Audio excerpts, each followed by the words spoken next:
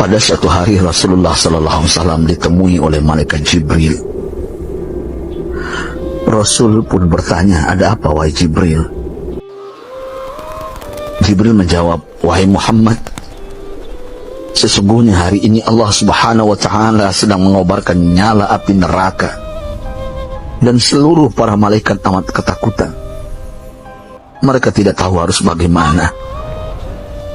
Untung aku ingat," kata Jibril, "bahwa engkau Muhammad adalah sumber cinta dan sayang Allah Subhanahu wa Ta'ala kepada alam semesta. Dengan alasan itu aku kesini, bertabaruk mengambil berkah dengan cinta Allah kepada dirimu, ya Rasulullah, ya Muhammad." Rasulullah terdiam beberapa saat, kemudian bertanya lagi, "Wahai Jibril, ceritakan padaku bagaimana neraka itu sesungguhnya." Jibril menjawab, "Wahai Muhammad, neraka itu bagaikan lubang-lubang yang terdiri dari 7 tingkat. Jarak antara satu lubang dengan yang lain ialah perjalanan 70 tahun. Lubang paling bawah adalah lubang yang paling panas." Nabi SAW meneruskan pertanyaannya, "Lalu siapakah penghuni lubang-lubang neraka itu, wahai Jibril? Sampaikan kepadaku, Jibril." Jibril menjawab, "Lubang yang paling bawah diciptakan untuk orang-orang munafik. Lubang yang berikutnya untuk penyembah berhala, lalu untuk penyembah bintang dan matahari."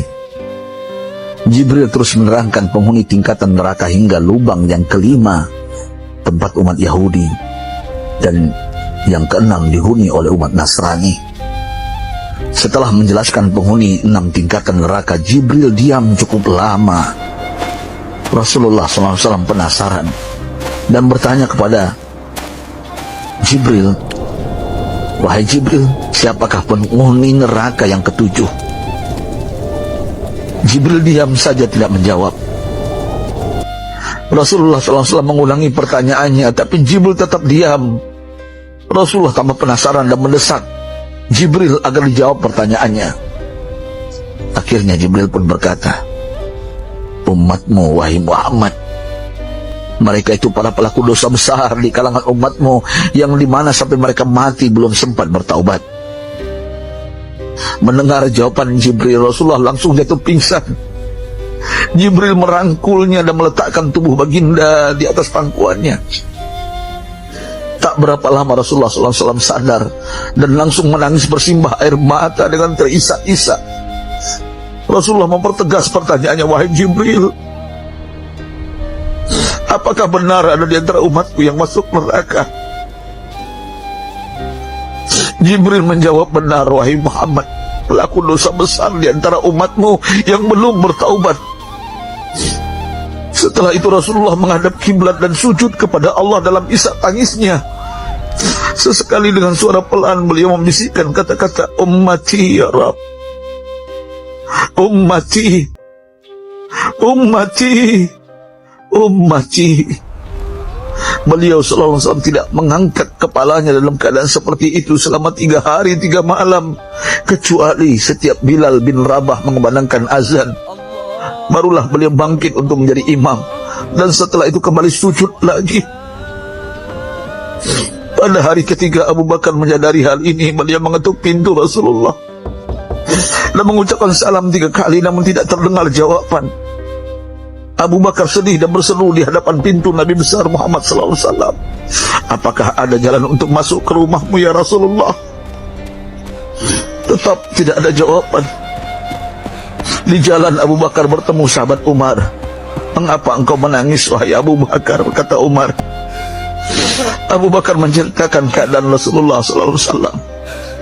Maka Umar pun melangkah menuju rumah Rasulullah dan terjadilah hal yang sama.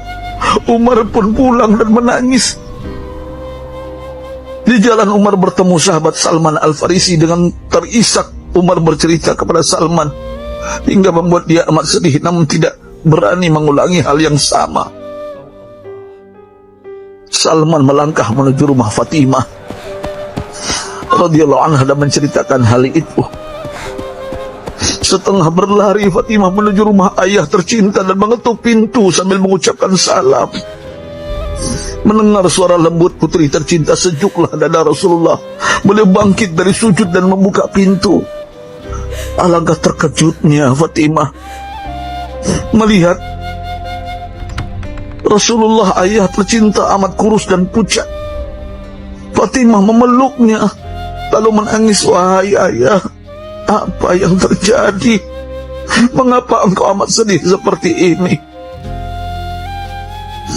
Rasulullah kembali menangis dan berkata dengan suara lirih, wahai Fatimah, belahan jiwa aku.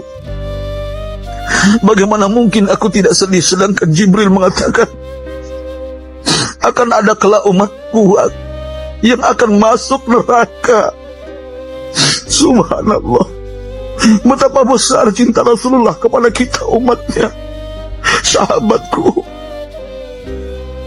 Rasulullah mencintai kita.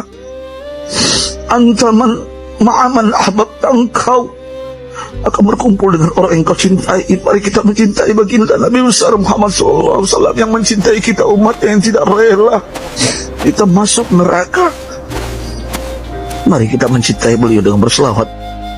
Sahabatku, sampaikan, Rasul mengajarkan kepada kita, man dalla ala khairin falau mislu ajri fa'ili. Siapa yang menunjukkan kepada kebaikan, maka dia akan mendapatkan pahala seperti orang yang mengerjakannya. Mudah-mudahan ini menjadi pahala jariah bagi kita.